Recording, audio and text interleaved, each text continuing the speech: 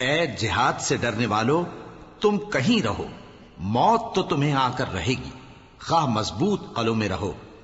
اور ان لوگوں کو اگر کوئی فائدہ پہنچتا ہے تو کہتے ہیں یہ اللہ کی طرف سے ہے، اور اگر کوئی مصیبت پہنچتی ہے تو اے پیغمبر تم سے کہتے ہیں کہ یہ آپ کی وجہ سے ہمیں پہنچی ہے۔ کہہ دو کہ رنج و راحت سب اللہ ہی کی طرف سے ہے۔ ان لوگوں کو کیا ہو گیا ہے کہ بات بھی نہیں سمجھ سکتے؟ اے آدم زاد، تجھ کو جو فائدہ پہنچے وہ اللہ کی طرف سے ہے، اور جو نقصان پہنچے وہ تیری ہی شامت اعمال کی وجہ سے ہے۔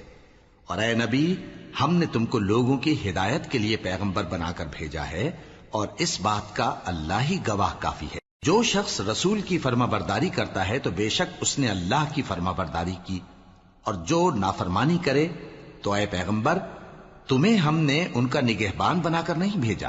اور یہ لوگ منہ سے تو کہتے ہیں کہ آپ کی فرما برداری دل سے منظور ہے، مگر جب تمہارے پاس سے چلے جاتے ہیں تو ان میں سے بعض لوگ رات کو تمہاری باتوں کے خلاف مشورے کرتے ہیں، اور جو مشورے یہ کرتے ہیں اللہ ان کو لکھ لیتا ہے۔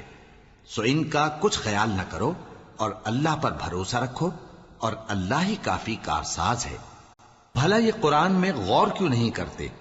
اگر یہ اللہ کے سوا کسی اور کا کلام ہوتا تو اس میں وہ بہت سا اختلاف پاتے، اور جب ان کے پاس امن یا خوف کی کوئی خبر پہنچتی ہے تو اسے مشہور کر دیتی ہیں، حالانکہ اگر اس کو پیغمبر اور اپنے ذمہ داروں کے پاس پہنچاتے تو تحقیق کرنے والے اس کی تحقیق کر لیتے، اور اگر تم پر اللہ کا فضل اور اس کی مہربانی نہ ہوتی تو چند آدمیوں کے سوا تم سب شیطان کے پیرو ہو جاتے۔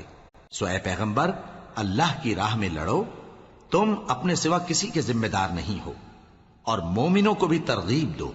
قریب ہے کہ اللہ کافروں کی لڑائی کو بند کر دے، اور اللہ شدید ترین جنگ کرنے والا ہے، اور سزا دینے کے لحاظ سے بھی بہت سخت ہے۔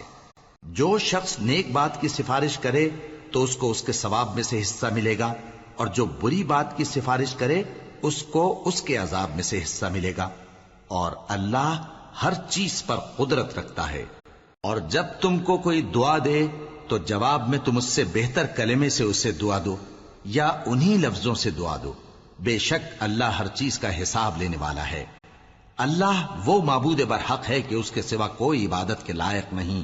وہ قیامت کے دن تم سب کو ضرور جمع کرے گا، اور اللہ سے بڑھ کر بات کا سچا کون ہوگا؟